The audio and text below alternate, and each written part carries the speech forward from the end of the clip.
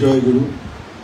শ্রী শ্রী ঠাকুরের কর্মীবৃন্দ, ইষ্টপ্রাণ দাদারা এবং ইষ্টপ্রাণ মায়েরা, আজকে আমরা শিবুদার গৃহে দেয়ালে নাম সংকীর্তন এবং সৎসঙ্গে সমবেত হয়েছি। এতক্ষণ প্রার্থনা, পাঠ, সঙ্গীত এবং ইষ্ট প্রসঙ্গের মধ্য দিয়ে একটা দিব্য ভাবের সৃষ্টি হয়েছে। আমি পরম দয়ালের চরণে প্রত্যেকের কাছে দূরে যারা রয়েছেন প্রত্যেকের সর্বাঙ্গীন কল্যাণ, মঙ্গল, ইষ্টপ্রাণ সুনিয়ন্ত্রিত জীবন প্রার্থনা করি। আমি তার কৃপা ভরসা করি সংক্ষিপ্তভাবে দু একটি কথা বলার চেষ্টা করছি। আজকে সত্যানুসরণে আমরা পাঠ করলাম যে প্রকৃতি তাদের ধিক্কার করে যারা নাকি প্রত্যক্ষকে অবজ্ঞা বা অগ্রাহ্য করে, পরোক্ষকে আলিঙ্গন করে। আর পরোক্ষ যার প্রত্যক্ষকে রঞ্জিত বা লাঞ্ছিত করে, তারাই ফাঁকির অধিকারী হয়। ফাঁকি মানে ফাঁকায় পড়ে থাকা, যেখানে পড়লে এগোনোও যায় না, পেছনেও যায় না। এটা হচ্ছে ফাঁকি। ফাঁকা থেকেই ফাঁকি। তো প্রকৃতি তাদেরই ধিক্কার করে যারা প্রত্যক্ষকে অবজ্ঞা এবং অগ্রাহ্য করে। এই প্রত্যক্ষ কি আর পরোক্ষই বা কি? প্রত্যক্ষ হচ্ছে বর্তমান, আর পরোক্ষ হচ্ছে বর্তমানই যিনি পূর্বে ছিলেন তিনি হচ্ছেন পরোক্ষ। আমার পিতা, প্রপিতা, বৃদ্ধ প্রপিতা সবাই আমারই পিতৃকুল, পিতৃপুরুষ, প্রত্যেকে পিতৃপুরুষ। কিন্তু প্রত্যক্ষ পিতৃপুরুষ হচ্ছে বর্তমান পিতাজি, আর বাকি সবাই হচ্ছেন পরোক্ষ। এই বর্তমান পিতাকে অবজ্ঞা এবং অগ্রাহ্য করা মানে পিতৃকুলকে অবজ্ঞা এবং অগ্রাহ্য করা। বর্তমান পিতাকে অগ্রাহ্য করলে ফাঁকির অধিকারী হতে হয়, ফাঁকিতে পড়ে থাকতে হয়। ঠাকুর বললেনই কথা। তাই এই সনাতন ধর্ম, হিন্দু ধর্ম, সনাতন মানেই হচ্ছে অধুনাতন। অধুনাতন মানেই হচ্ছে বর্তমান। বর্তমান পুরুষোত্তমকে গ্রহণ করে চলাই হচ্ছে সনাতন ধর্মকে অনুসরণ। এই হিন্দু ধর্ম হচ্ছে সনাতন ধর্ম, মানে বর্তমানকে গ্রহণ করে অনুসরণ করে চলে যারা হিন্দু। প্রকৃত হিন্দু কারা?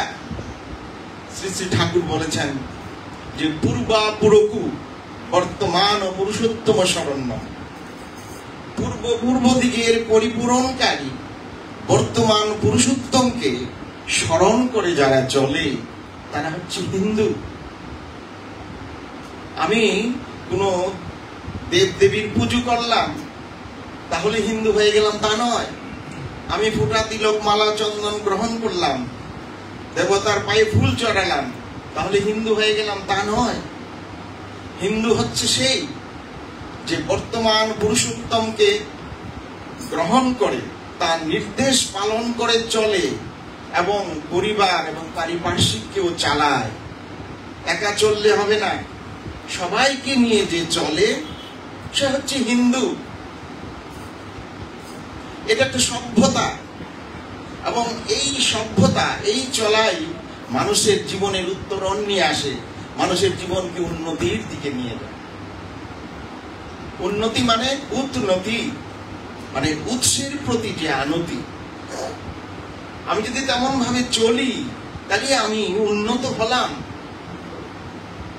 তাই ঠাকুর এসে দুনিয়ার বুকে যখন নরলীলায় অবতীর্ণ হন, তিনি আহ্বান করেন, বলেন, be initiated, come to me, I shall give you everything, no doubt. Purushottam আসেন যখন সব গুরুরই সার্থকতা, তাকে ধরলে আসে না কো গুরুত্বের ঘৃণ্য কথা। সবার পূরণ করেন যিনি, তারই মুখে বিধির বাণী। এই বর্তমান পুরুষোত্তম হচ্ছেন ফুলফিলার দি গ্রেট অ্যান্ড ফুলফিলার দি বেস্ট। তিনি সবার পরিপূরণ করেন, কারোর জীবনে কোথাও কোনো শূন্যতা তিনি রাখেন না, সবাইকে তিনি পরিপূরিত করে দেন, যার যেখানে যেমন প্রয়োজন।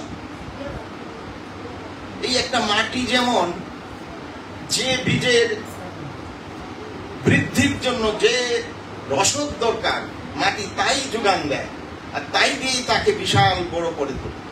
যার যার বৈশিষ্ট্য অনুযায়ী সে সেইভাবে আত্মপ্রকাশ করে।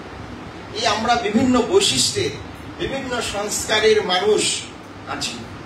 আমরা যখন পুরুষোত্তমের চরণতলে সমবেত হই, তখন আমরা আমাদের জীবন চলনার যে রসদ, জীবনীয় যা খোরাক, তার কাছ থেকে সেগুলি লাভ করতে পারি, করে প্রত্যেকের জীবনকে বৈশিষ্ট্য অনুযায়ী বড় করে তুলতে পারি।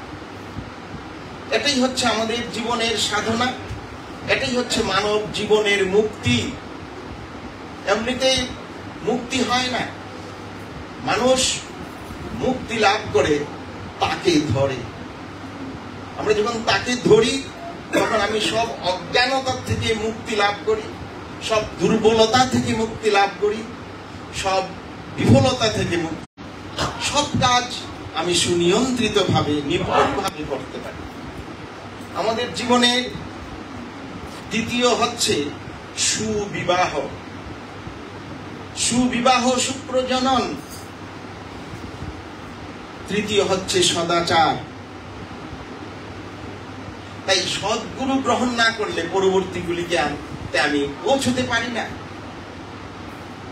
আমরা আমাদের জীবনকে যেগুলিকে অবজ্ঞা করি, বিবাহ নীতিকে অবজ্ঞা করি, সদাচারকে অবজ্ঞা করি, তাই আমাদের জীবনটাকে গ্রাস করে নেয় দুঃখ এবং দুর্দশা। বিশিষ্টকে করলে বাতিল, জম বাঘা সবকিছু ধায়, চলার পথে বিনা বাধায় ঘাড় মটকে রক্ত খায়। তাকে বাদ দিয়ে যখন চলি, আমার অজ্ঞানতা আমাকে আশ্রয় করে আর ভুল করে বসি, তখন আমি দুর্বলতাগ্রস্ত হই, তখন আমি প্রবৃত্তিমুখী হই, প্রবৃত্তির নিয়ন্ত্রণে গিয়ে আমার জীবনটা বিষময় করে ফেলি। ঠাকুর সেখানে বলছেন, তাই সদ্গুরুর শরণাপন্ন হও, সৎ নাম মনন করো, সৎ সঙ্গের আশ্রয় গ্রহণ করো। আমি নিশ্চয় বলছি, তোমাকে আর তোমার উন্নয়নের জন্য ভাবতে হবে। আজকে তার এই আবির্ভাব মাসে তার যে দুনিয়ার বুকে যে মেসেজ, যে বার্তা, সেই বার্তাটাকে সবার কাছে পৌঁছে দিতে হবে। তিনি বলছেন, আমি উঠে পড়েছি, জীব তোর চিন্তা কি, তুই ছুটে আয়, তুই মহা মহা পাপ করে থাকিস, একবার পরমাত্মার ভাবে ভাবিত হ, আমি নিজ হাতে তোদের সব পাপ তাপ মুছে দেব। আজকে আমরা ঠাকুরের দিব্য জীবনে দেখি, দেশের বিভিন্ন সম্প্রদায়ের সাধু সন্তগণ, বিভিন্ন পেশায় নিযুক্ত ব্যক্তিগণ, সাহিত্যিক, বৈজ্ঞানিক, চিকিৎসক, সবাই ঠাকুরের কাছে গিয়ে পরিপূরিত হয়েছে। যারা নিজেকে মনে করতেন আমি পরম জ্ঞানী, তার কাছে গিয়ে বুঝতে পেরেছেন যে কত অজ্ঞানতা রয়ে গেছে। যারা নিজেকে মনে করতেন আমি পরম বিজ্ঞানী, তারা গিয়ে বুঝতে পেরেছেন তারা বিজ্ঞানের জগতে প্রবেশই করতে পারে। এরকম বহু ঘটনাই ঘটত। ঠাকুরের কাছে বিশিষ্ট পদাধিকারী পণ্ডিত ব্যক্তি ঠাকুর দর্শনে গেছেন, ঠাকুর তার আসন দিয়েছেন বসার, তিনি গিয়ে সেই আসনে বসে পড়েছেন। ঠাকুর দাঁড়িয়ে তাকে অভিবাদন করছেন, ওনার খেয়াল নেই, উনি বসে বসে ঠাকুরের সঙ্গে কথা বলছেন, কুশলাদি বিনিময় করছেন। অনেকক্ষণ পরে খেয়াল হলো ঠাকুর দাঁড়িয়ে আছেন, আমি বসে পড়েছি। ঠাকুরকে বলছেন, ঠাকুর আপনি বসুন, আপনি দাঁড়িয়ে কেন? ঠাকুর বললেন, আপনি না বললে কি বসতে পারি? ওনার সম্বিত ফিরে গেল। উনি বসে বসে ভাবছেন যে আমার পাণ্ডিত্য, আমার পদমর্যাদা, আমাকে এত অন্ধ করে রেখেছে। আমি একজন মহাপুরুষের কাছে এসেছি, তাকে মিনিমাম শ্রদ্ধাটুকু আমি প্রদর্শন করতে পারি নাই। কোথায় তিনি আগে বসবেন, তারপর আমি বসবো। গুরুজনকে সম্মান দেওয়াটা আমি শিখি নাই।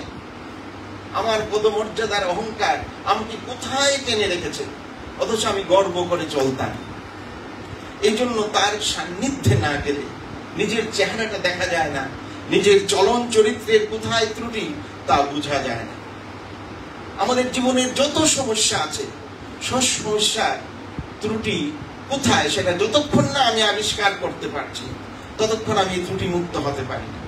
সেটা এই জন্য ইষ্টানুসরণ এবং আচার্য অনুসরণের প্রয়োজন। আচার্যের কাছে না গেলে জীবনটাকে দেখা যায় না, বোঝা যায় না, জানা যায় না।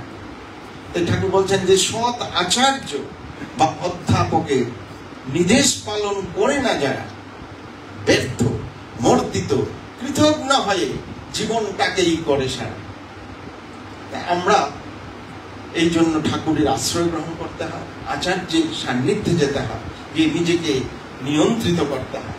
তখন আমরা সুখ পাই, শান্তি পাই, আনন্দ পাই। আমার চেহারাটা আমি দেখতে পাই।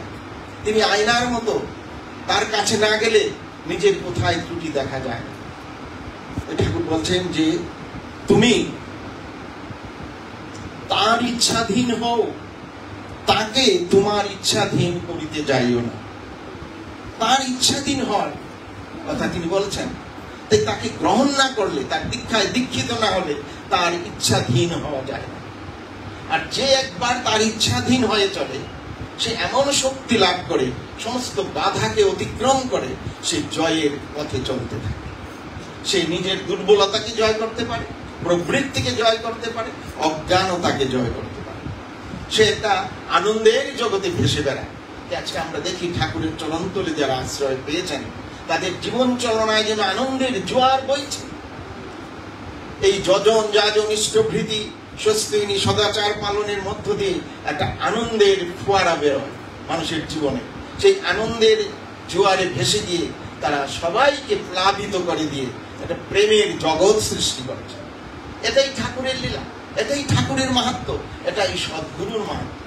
তিনি চান আমরা প্রত্যেকে তার চরণে সমাগত হই, সমবেত হই, তার দীক্ষায় দীক্ষিত হই, তার নাম গান করে তাতে মাতোয়ারা হয়ে থাকে।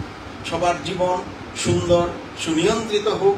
আমরা পারিপার্শ্বিক সবাইকে নিয়ে সুখ, শান্তি, সমৃদ্ধির অধিকারী হই। পরম পিতার চরণে তার অজস্র আশীর্বাদ, আচার্যদেবের চরণে তার অজস্র আশীর্বাদ প্রার্থনা করে আমি শেষ করছি। জয় গুরু। সবাই ভালো থাকবেন।